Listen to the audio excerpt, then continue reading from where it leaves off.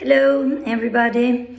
Well, I'm reaching you today to speak about a topic that is usually a cause of multiple errors when people write in English, and it is connected with punctuation and the use of commas.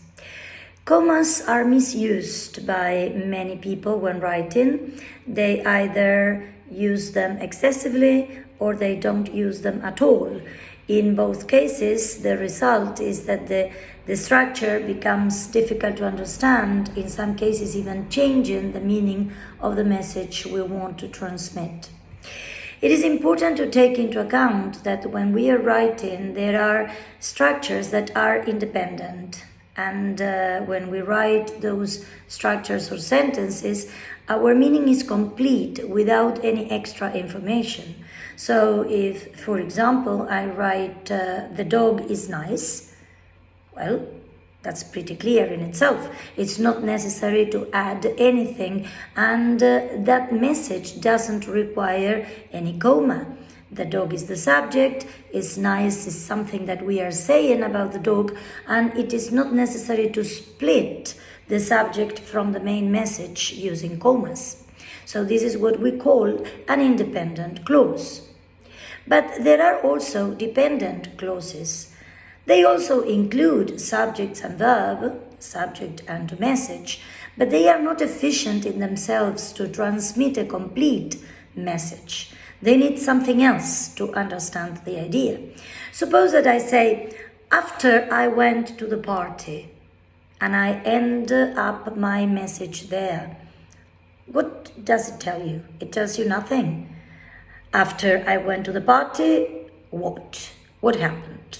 We don't know. So in this case, after this clause, we need to complete the meaning by saying something else. So the division between this part of the sentence, which is in itself meaningless, requires a comma to separate it from the main idea. For example, if I complete by saying, after I went to the party, I slept at a friend's house. So there you have the complete message. You not only went to the party, but later you didn't return home, but went to sleep in a friend's house. So this is one important thing to take into account when using commas, the independent and dependent ideas. Another frequent error that people commit in the use of commas is what we call the comma splice. Yes, this is another very frequent mistake committed in the use of the comma. And it is when we transmit two different ideas that are only separated by a comma, but in fact they would need another punctuation mark in order to make a real, concrete and meaningful message. If I say, he told me the truth, I didn't believe it.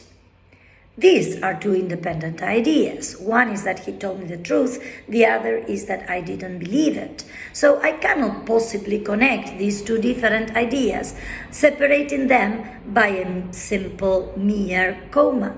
So writing a comma in between, he told me the truth and I didn't believe it, would be the concept of comma splice. In a case like this, the fact that she told me the truth is not directly linked with my believing or not.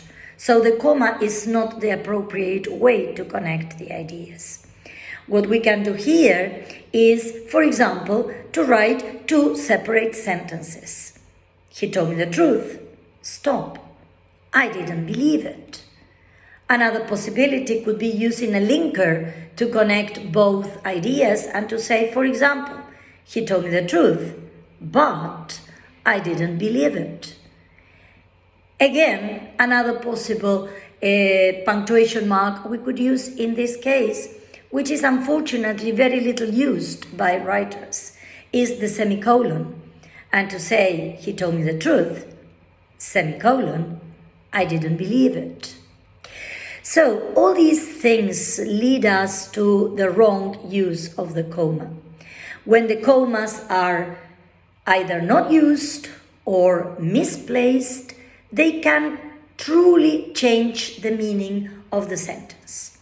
So for example, if I say something like, he arrived at the hospital sadly after his friend had died. And no commas at all. There is absolutely no punctuation mark in between the beginning and the end of this message. What do I understand in that case?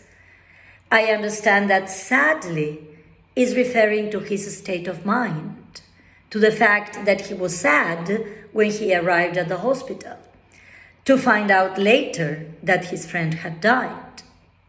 But what if what I want to say is that he went to the hospital in the hope of seeing his friend, but sadly, his friend had already died.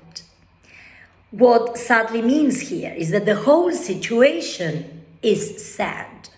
And in that case, we need to separate the adverb sadly, encasing it between commas. So we would say, he arrived at the hospital, comma, sadly, comma, after his friend had died.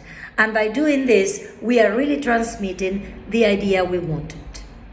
So this is just an introduction to some of the errors that people commit when using commas. We are going to keep on talking about this because, believe it or not, something so little as a comma may make quite a difference, not only in the meaning, but also in the quality of your writings.